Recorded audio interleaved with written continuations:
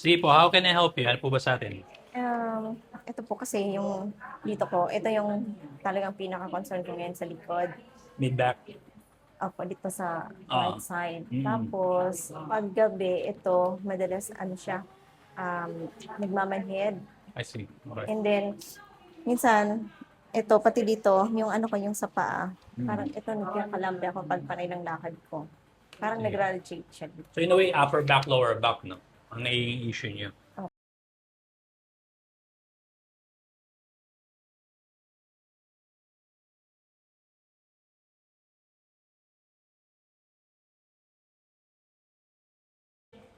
Sige. Upper back talaga yung main issue, no? opo.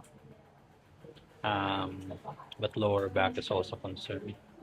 Saka ito pala, yung ano din po, may mga ano dyan, sa akin, sa shoulder. Ako Sige. naninigas. Yeah. Gaano katagal na yun? Siguro mga 3 years. Tagal na. Opo. You've done anything para maayos yan or no? May ginawa ka na para maayos yan? Pinatingnan Nagkapuntahan? ko na sa neuro and sabi niya mga parang ano daw, mga nerves na Mm. Mm. nag-ipit. Okay. Tapos puro gamot lang, no? Puro gamot lang bibigay. Sige, I want you to put your arms out this way. Pag ganito lang, diretso lang ganito. Gagawin ko, ibababa ko to. Lalabanan mo ako. Tigas mo lang. Okay, hold, don't let me push it down. Tigas mo lang, ha? Laban mo maigi. Pansin mo, may lumalaban naman pero medyo mahina, no? Ako po pa nga ako niya, hindi pa nga ako nakabuhay. Tapos thumbs down tayo agad. Kaya ito na. Gagawin ko, ibababa ko siya. Labanan mo lang, ha? Kontrahin mo lang. Hold, don't let me push it down. Laban lang. Palari, especially on this side, no? Relax lang, ha? So, apel lang natin yung mga muscles na to. Ano mas masakit when I push here? Ito Ayan, masakit. or ito? Masakit din. Pareho masakit, Pareho. pero mas masakit yung kanan. Opo. Um, so, basically, ito yung spine mo.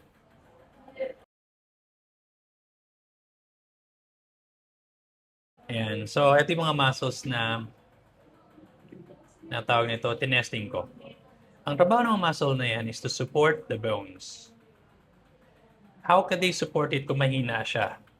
Sabat siya ng hina kasi nagkaroon ng mga muscles na nag-off, natulog. So example, like kung example to, may 10, 5 lang gumagana, 5 hindi.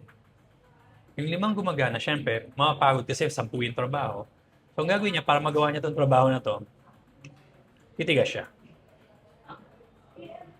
That's what we call muscle spasm. That muscle spasm leads to nerves na naiipit. Yung nerves na yun, yun na nakakaramdam. So pain, pangangalay, manhid, etc. Tapos, humihina rin yung muscles mo kasi imbis na nakakapagpadala ng electrical signals, maaaring papatak-patak na lang kasi nga naiipit siya somewhere. Parang siyang host na hindi makaagos yung tubig. Ganun. Kasi in your case, paulit-ulit to for the last 3 years. Yun ang nangyayari.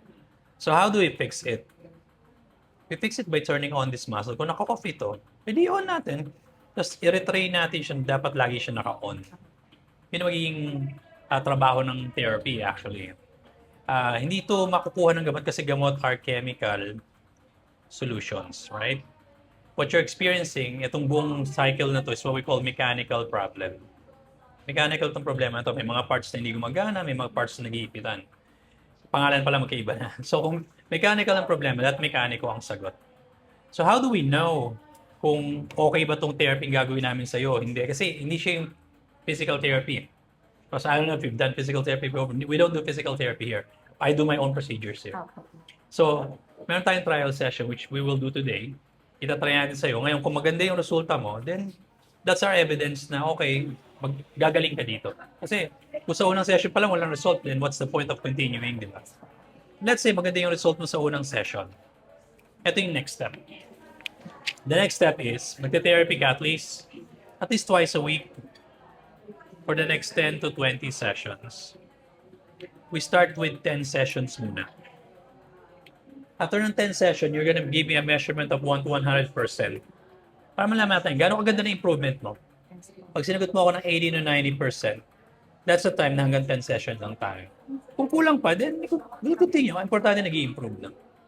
Okay po. Any questions about this? Mga nasabi ko po. Kasi hindi man talagang more on, ang binigay kasi sa akin, pain reliever eh. You So, cannot fix that with that. Yung pinakaano ko sa talaga, mawala man lang yung yung pangangalay talaga, yung nagmamanhid siya sa gabi. We'll find out today kung yung compatible pa tayo sa isa't isa. Yun naman yung point ng first session. At kung compatible, we'll continue with this. No? Sige po, i-forward ko kayo kay Aiko and then she'll call you pagka ready na yung it's your turn to be in the queue for the first session. Ako. Okay po? And we'll go.